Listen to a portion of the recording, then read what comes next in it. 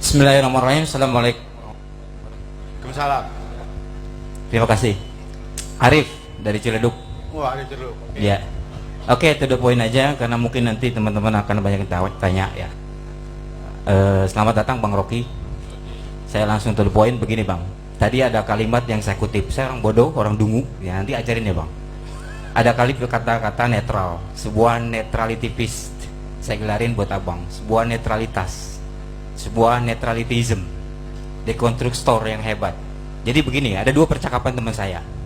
Satu menyatakan gini, kalau Bang Rocky Gerung masuk Islam tuh kayak gimana ya? Ini pertanyaan yang hebat, mudah-mudahan Abang ntar nggak bisa tidur. Yang satu lagi bilang, jangan.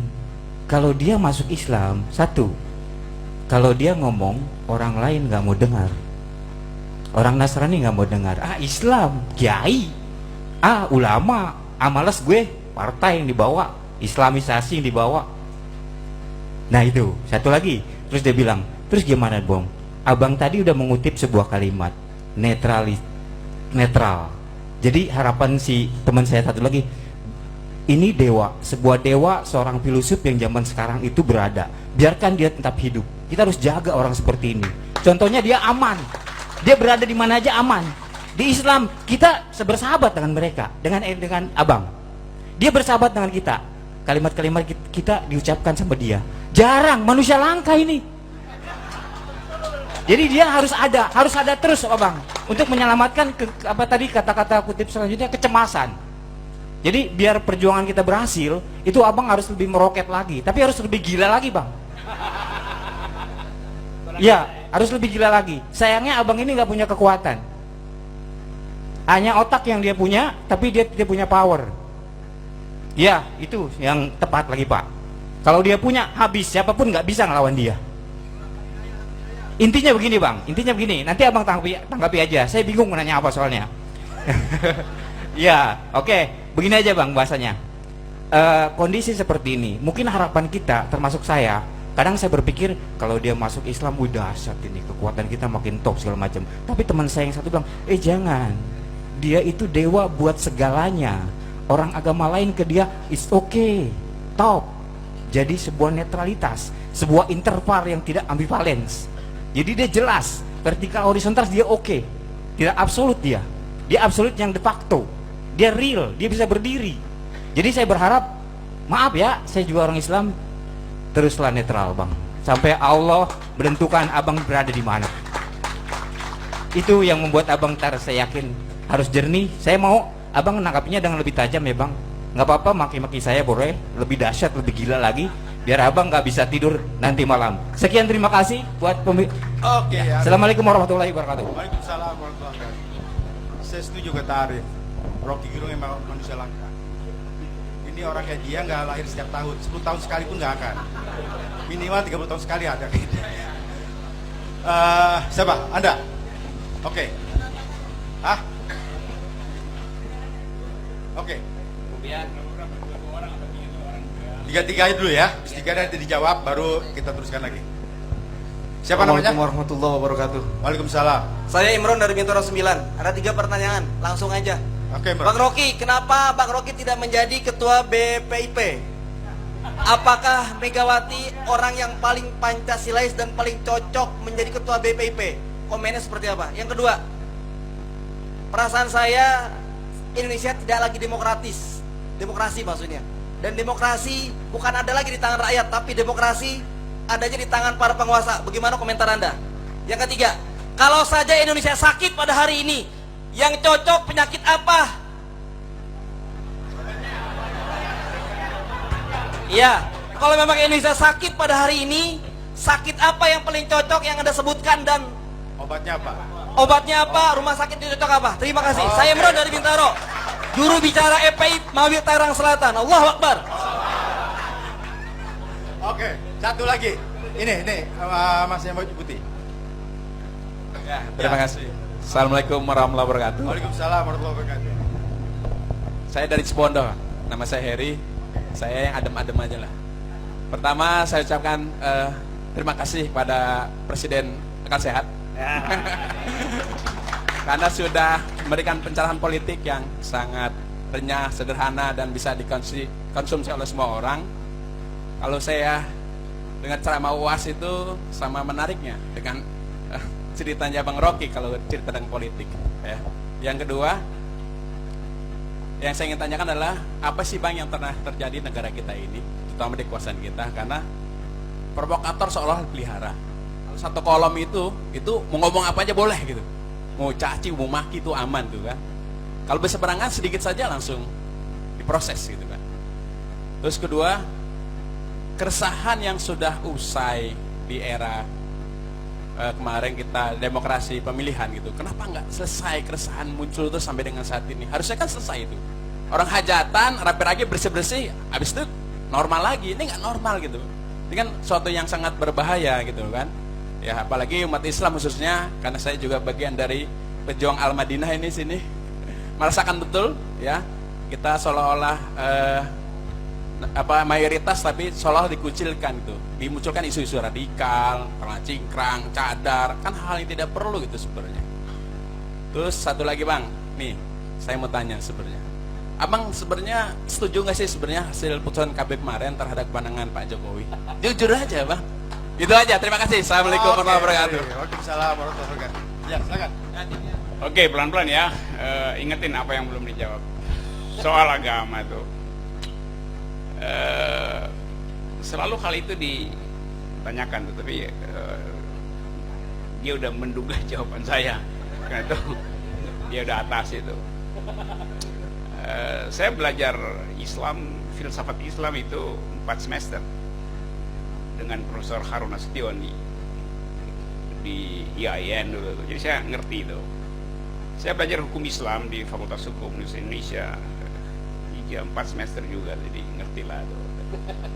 Jadi saya bisa bicara dengan teman-teman Muslim di wilayah muamalah yang horizontal itu, bukan di wilayah vertikal yang isinya adalah akidah itu. Di wilayah muamalah kita bisa bertengkar, tetapi tidak di dalam wilayah keyakinan itu. Justru saya menghindari pembicaraan keyakinan dalam agama apapun, karena itu bagian yang paling misterium dari keyakinan seseorang itu. Soal iman, hidayah, segala macam itu, panggilan, disebut panggilan artinya dia jawab sendiri, tidak mendengar panggilan orang. Itu kan panggilan dari langit, ya hanya didengar oleh hati nurani dan dijawab oleh hati nurani, nggak dijawab di depan speaker. Itu intinya itu. Jadi saya kira yang kita bicarakan langit tahu itu tuh. Inna rabbaka bil mirsad. Apa namanya? Dalam bahasa Inggris, God is watching us. Jadi itu soal-soalnya kan. Dan negeri ini justru dibikin cemas karena seolah-olah problem dasar kita adalah perselisihan doktrin agama itu. Padahal di bawah itu, di dasarnya ada soal keadilan sosial. Nah kebetulan Muslim adalah mayoritas, dan ketidakadilan dialami oleh warga Muslim. Itu fakta sosiologis ya, bukan fakta teologis. Jadi tugas negara bukan sekedar memamerkan hasil-hasil, tapi memperlihatkan bahwa ada sesuatu yang nggak mungkin kita tinggalkan, yaitu jejak politik Muslim, jejak politik Islam di dalam sejarah konstitusi kita. Dasar negara kita pertama adalah Piagam Jakarta, yaitu kewajiban menjalankan syariat Islam bagi pemeluk-pemeluknya. Itu sila pertama awalnya begitu, lalu dihilangkan demi pluralisme. Oke, tapi nggak mungkin itu kita tutupi, kita hilangkan. Jadi orang menganggapkan itu udah kita hapus. Memang, tapi dihapus secara teknis artinya memberi bekas lebih kuat. Kalau ini saya hapus, ini tag ngun, saya hapus ini membang ngun, jadi tinggal memban itu. Waktu saya hapus, orang bilang iya memang memban, tapi tanda goresan saya itu makin kuat. Jadi semakin dihapus, Anda ngomong tadi soal dekonstruksi bekerja begitu. Semakin dihapus dia semakin membekas gitu. Kalau misalnya ini udah hilang, Kan udah hilang dibakar. Iya, tapi di kuku saya tahu tuh bekasnya masih lengket di kuku saya karena saya hapus pakai kuku gitu. Assalamualaikum Pak Haji, selamat datang. Saya tuan rumah hari ini.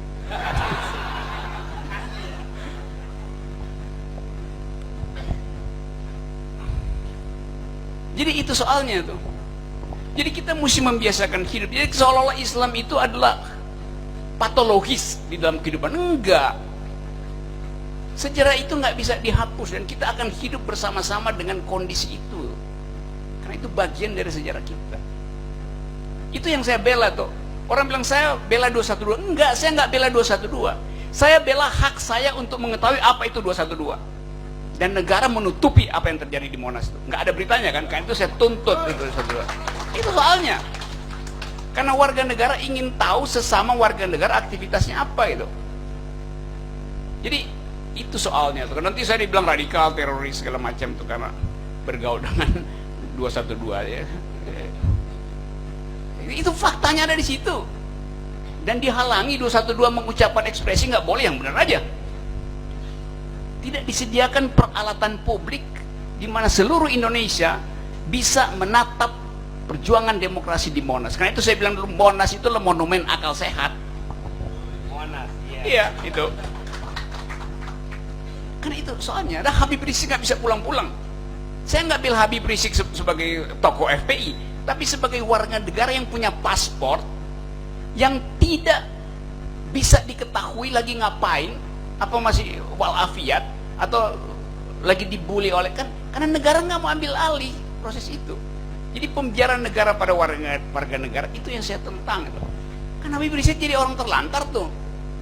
Nah, orang yang terlantar di negeri orang setiap saat potensial untuk dibully, dianiaya oleh orang lain tanpa perlindungan negara. Karena negara seolah-olah menolak. Gimana coba? Gak bisa dong. Apapun agamanya itu tugasnya. Apalagi Habib Rizik datang dengan problem yang dimanipulasi seolah-olah itu politis. Sesuatu yang personal dibikin politik, yang politik dibikin personal itu. Tanpa ada kejelasan mau diapain itu kan. Tapi sekarang saya nggak tahu. Saya bisa tahu dengan teman-teman yang pulang dari sana. Tapi negara resmi harus ucapkan perlindungan pada warga negaranya. Itu yang nggak dilakukan negara kan. Jadi saya salahkan negara tuh. Nanti Habib Rizik pulang terjadi revolusi. Gawat amat negara berpikir semacam itu. Artinya ada potensi revolusi di Indonesia kalau begitu. Apa dasarnya? Ya karena negara gagal menghasilkan keadilan sosial. Kan logikanya begitu kan. Jadi itu soalnya tuh. Jadi kecemasan itu tuh. Tadi apa lagi pertanyaan berikutnya soal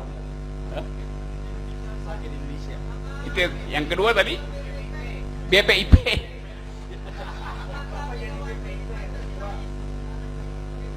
Ya itu terhubung dengan sejarah tuh. Sehingga orang merasa kalau ngomong Pancasila itu ya harus PDIP, harus Megawati. Soekarno itu nama bangsa. Sekarang dia sekedar jadi nama sebuah keluarga. Kan itu berbahaya kan? Dimonopoli. Orang ingat Bung Karno itu karena dia pemimpin bangsa, bukan kepala dari sebuah keluarga. Sehingga kalau soal Pancasila itu yang paling mengerti adalah Ibu Megawati. Dari mana logikanya? Saya riset, saya menulis tentang Pancasila. Habib Rizik riset tentang Pancasila, menulis tentang Pancasila. Jadi itu bahayanya tuh. Waktu itu dulu saya usulkan, kenapa nggak Habib Rizik jadi kepala BPIP? Dia mengerti Pancasila, dia menulis riset tentang itu. Tapi kekuasaan ingin menyogok, itu kan soalnya kan. Mungkin Ibu Mega juga nggak merasa ya kenapa harus saya. Tetapi kita nggak bisa hindari itu, karena identitas Ibu Mega juga hanya itu, nggak ada lain. Kan itu kan. Kan kita mau ingat, satu waktu kita akan ingat kalau Presiden Jokowi misalnya udah lengser 2024, kita mau ingat Jokowi itu kita akan ingat sebagai apa? Bung Karno kita ingat sebagai pemersatu bangsa, oke. Setelah itu dia jadi otoriter karena mengangkat diri sebagai presiden seumur hidup. Nah itu kita tentang itu. Tapi fakta dia mempersatukan bangsa di awal kemerdekaan. Jadi boleh disebut oke, Bung Karno menanamkan kebanggaan berbangsa. Satu poin. Setelah Bung Karno ada Pak Harto. Pak Harto akan diingat sebagai bapak infrastruktur karena dia yang bikin. Infrastruktur yang bikin itu Soeharto. Uang minyak. Belakangan, awal-awal Pak Harto itu demokratis banget. Awal Orde Baru. Belakangan kemudian berubah. Menjadi doktriner, menjadi otoriter. Tapi orang tetap akan ingat Bung Karno sebagai memberi kita kebanggaan berbangsa. Inggris kita linggis, Amerika kita setrika. Mana dadaku ini? Walaupun itu slogan, tapi orang merasa iya, hebat dia. Walaupun kemudian memburuk karena jadi otoriter. Tapi tetap ada ingatan terhadap Bung Karno. Ingatan terhadap Soeharto juga ada karena infrastruktur dibangun. Ekonomi tumbuh sampai 7-8% itu. Jadi ada ingatan. Lalu diganti oleh Habibie. Habibie ada legacy. Habibie yang mulai slogan 4.0 yang sekarang 4.0. High tech. Pada waktu itu saya kritik. Karena Habibie menghabiskan APBN hanya untuk industri strategis. Yang pada waktu itu terlalu besar banyak. Tapi oke, orang ingat Habibie mengerti teknologi. Dan orang yang memindahkan ilusi tentang teknologi tinggi. Membuktikan bahwa Indonesia bisa bikin pesawat terbang. Jadi orang ingat high tech pada Habibie. Ada jejaknya di sini. Lalu diganti Gus Dur. Orang akan ingat Gus Dur sebagai bapak kebebasan pluralisme. Habibie juga diingat sebagai bapak kebebasan pers karena beliau yang buka duluan. Tapi pada Gus Dur lah kita percaya pada kesetaraan warga negara. Gus Dur mengajarkan pluralisme sekaligus kesetaraan warga negara. Lalu Ibu Megawati akan dikenang apa? Ya sebagai anak Bung Karno, cuman itu kenangannya. Ya itu soalnya. Lalu pindah ke SBY. SBY akan diingat sebagai presiden yang tidak pernah memenjarakan lawan politik. Jadi teguh pada prinsip hak asasi manusia. Persaingan politik itu bukan kejahatan. SBY di pikirannya begitu, nggak ada satupun lawan politik yang dipenjarakan SBY. Lalu ganti Jokowi. Sekarang kita mau ingat Jokowi apa?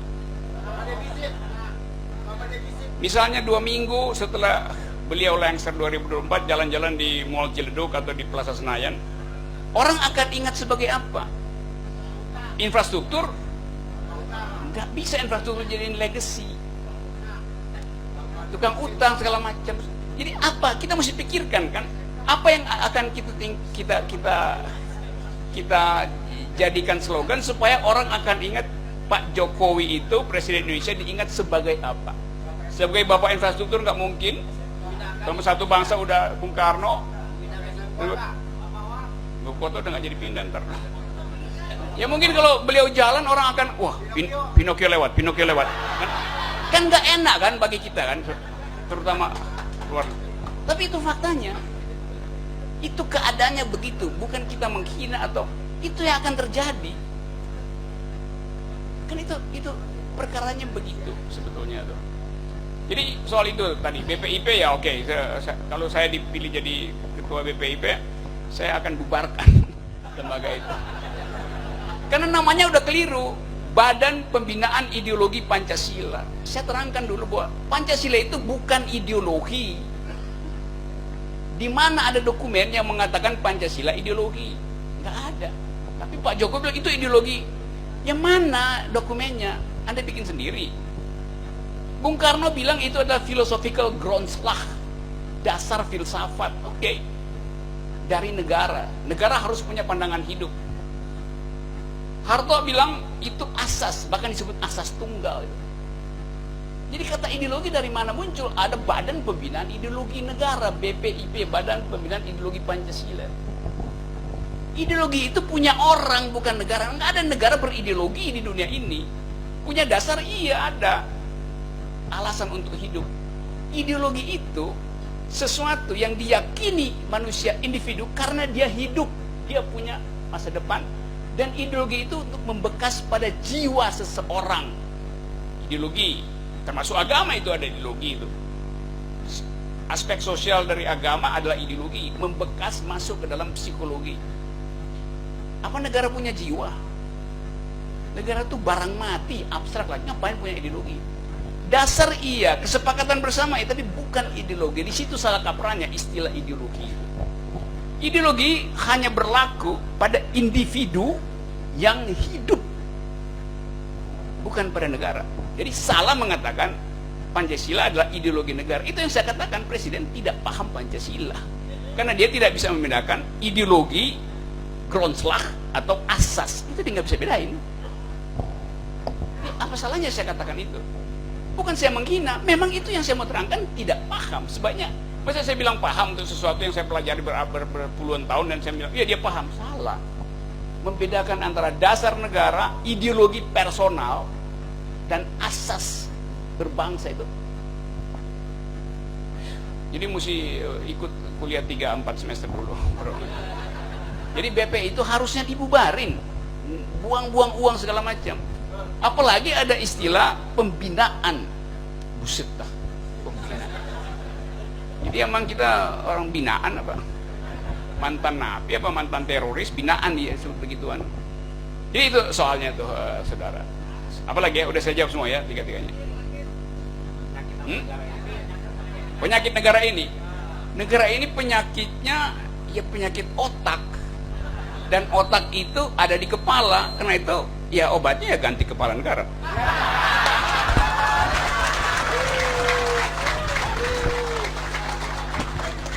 Itu pertanyaan harian terakhir belum dijawab tadi.